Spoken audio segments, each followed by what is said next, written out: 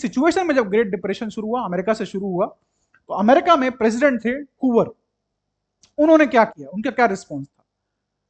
World war one के दौरान England जैसे देशों ने अमेरिकन बैंकों से बहुत ज्यादा कर्जा लिया हुआ था, तो उन्होंने पुश करना प्रेसिडेंट हूवर ने शुरू किया कि आप कर्जा लौटाइए, the loan you have taken you should pay it back. और साथ ही साथ अमेरिकन इकोनॉमी को प्रोटेक्ट करने के लिए उन्होंने प्रोटेक्शनिज्म, टैरिफ्स लगाने शुरू किए। मोर देन 1000 इकोनॉमिस्ट ने उनको लिखा पत्र, लेटर, कि भाई ऐसा मत करिए आप, you shouldn't do it, if you do it it will be far more severe. जैसे आज ट्रम्प को लोग कह रहे हैं कि आप ये सब मत करिए, तो Hoover wanted to protect American small and medium size enterprises. European imports हो रहे थे, यूरोप में कंपेरेटिव एडवांटेज था, उनके लेबर ज्यादा स्किल्ड थे, कम पैसे में काम कर रहे थे।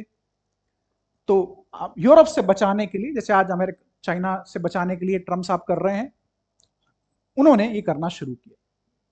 और he did not take the threats of massive retaliation from other states seriously. जैसे ट्रम्प ने कहा कि हम ट्रेड वॉर जीत जाएंगे, कोई टेंशन नहीं, ऐसे ही इन्होंने भी सोचा कि we are safe, nothing is going to happen, और अमेरिकन एक्सपोर्टर्स को कोई भी दिक्कत नहीं होगी। आगे हम देखते हैं कैसे दिक्कत होगी। तो इंस्टेड ऑफ कोऑपरेटिंग, बाकी कंट्रीज क्यों कोऑपरेट करेंगी when you are targeting their exporters? तो उन्होंने भी प्रोटेक्शनिज्म का झंडा आगे वो लेके चले और इंपोर्ट्स को कट करना शुरू किया। अमेरिका से जो इंपोर्ट्स उनके देशों में आ रहे थे, करेंसी को डिवैल्यूएट कर दिया, और कि भाई हमारे एक्सपोर्टर्स को नुकसान ना हो। जैसे कि अब चाइना करेगा, आप देखिए आगे वाले समय में अपनी जो करेंसी है उसको वो डिवैल्यू करेगा, ताकि जो 34% लगाया है टैरिफ वो मैनेज हो जाए। और एक्सचेंज कंट्रोल्स को उन्होंने डिप्लॉय कर दिया।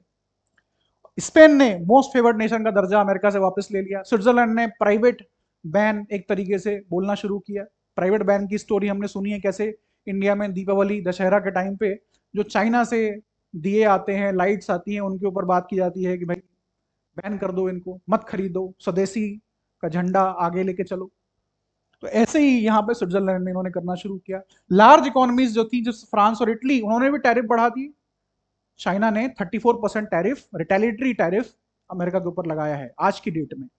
और लीग ऑफ नेशन, उस वक्त का यूनाइटेड नेशंस, उसने टैरिफ वॉर की बात शुरू कर दी कि टैरिफ वॉर शुरू हो गई है, it will be very detrimental for the global economy, जैसे आज यूएन बात कर रहा है।